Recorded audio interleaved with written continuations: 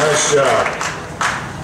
All right, up next we have a speaker today. We actually have a couple, and we're going to also have a reading of the names. And again, on behalf of everybody involved with the event, thank you for coming out today. Our first speaker is Major Chris Hage. He's a United States Marine Corps Armor Officer. His first deployment was in 1997-98 aboard the USS Peleliu, an amphibious ship that patrolled the Pacific and the Middle East. His second deployment was to Iraq in 2005, where he was stationed in Camp Fallujah, Anbar Province. He held detachment commander, platoon commander, executive officer, company commander, and staff officer billets. He currently works for the federal government and lives with his family in Minneapolis, Minnesota. Ladies and gentlemen, Major Chris Hage.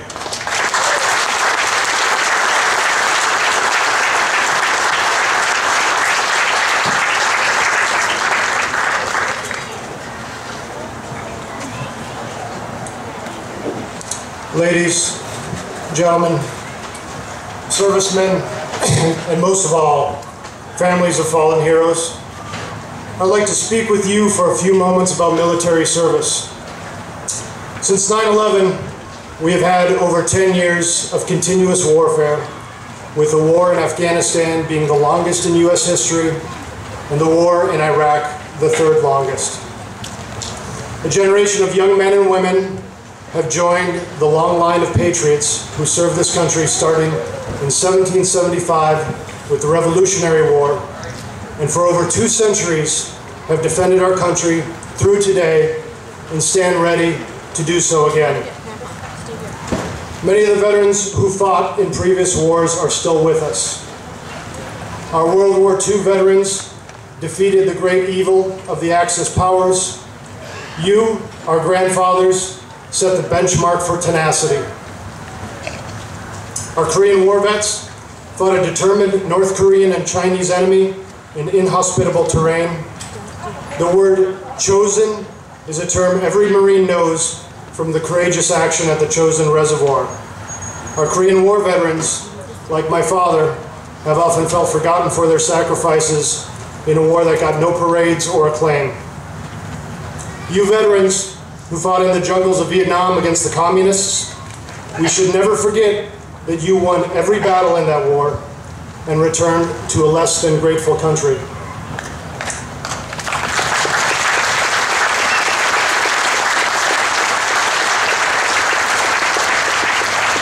And our Gulf War veterans, you reminded the world what the American military was capable of with your 100-hour victory over the invasion forces of Saddam Hussein.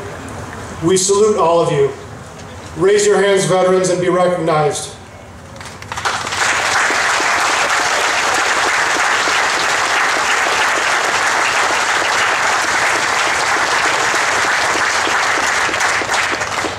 I would like to recognize one of these living heroes. Mr. Conop, raise your hand.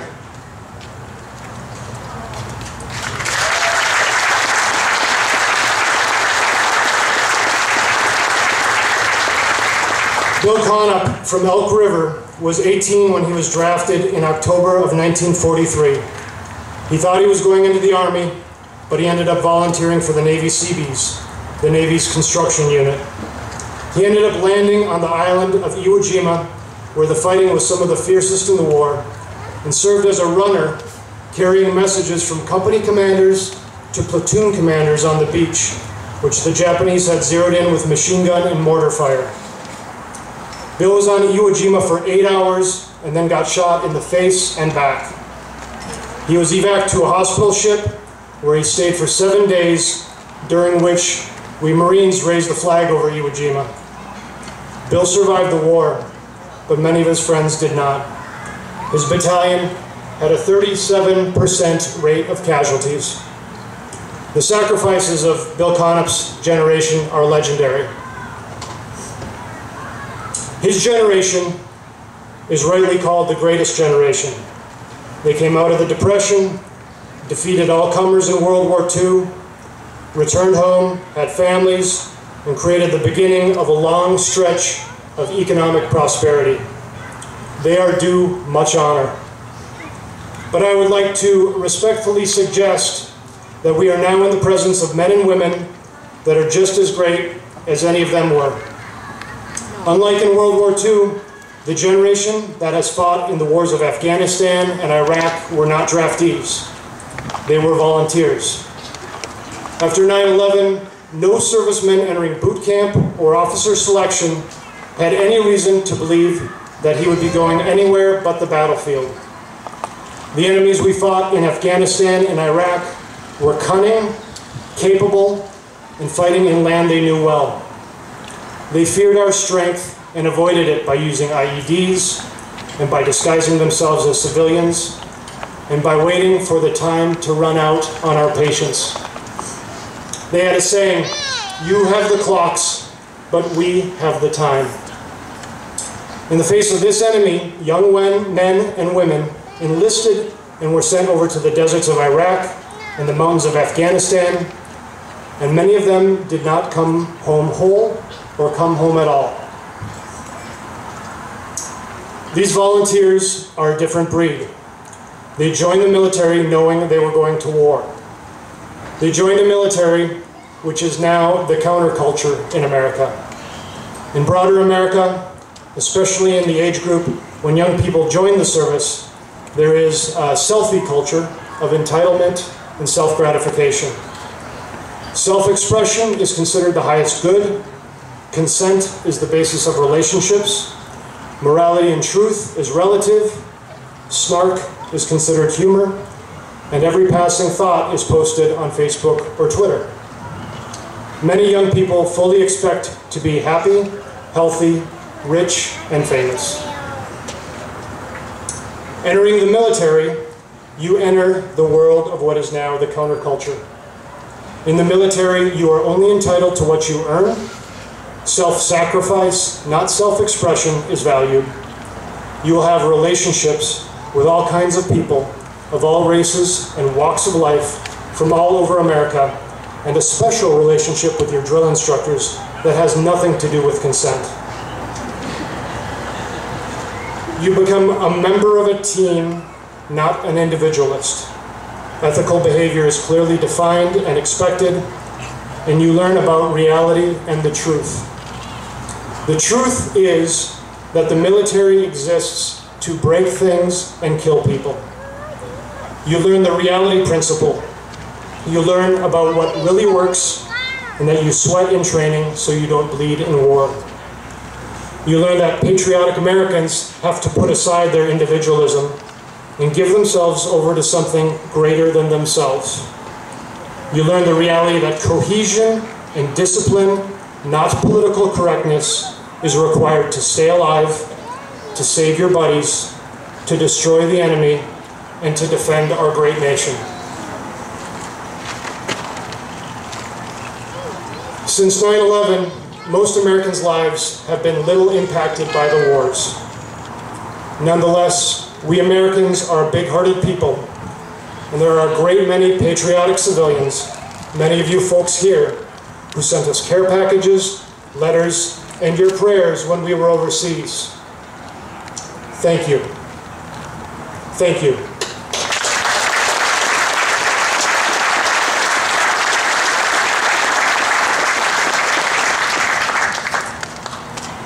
Many of our servicemen and their families experienced deployment after deployment, and their lives have been forever changed. Many of our veterans came back terribly wounded, or with the invisible wounds of PTSD. We lose 22 veterans a day to suicide.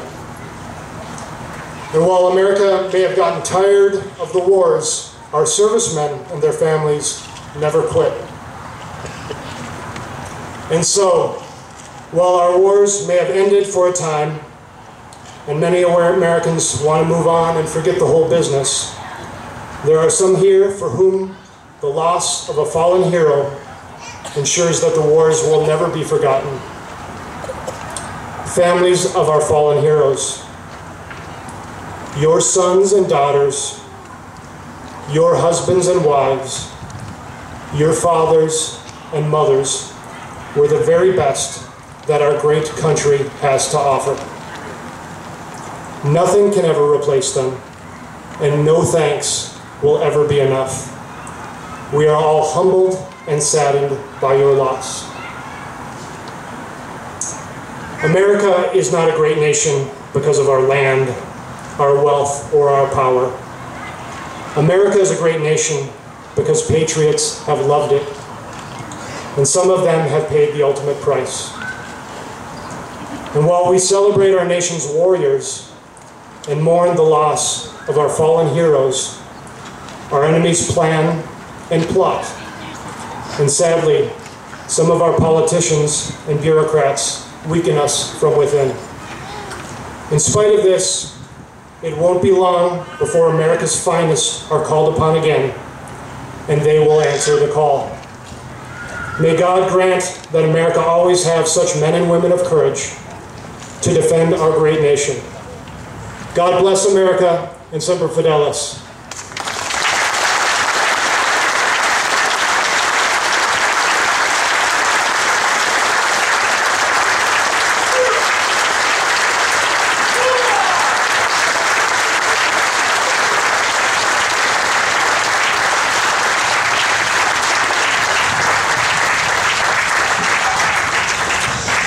Thank you, Major Hage. That was exceptional.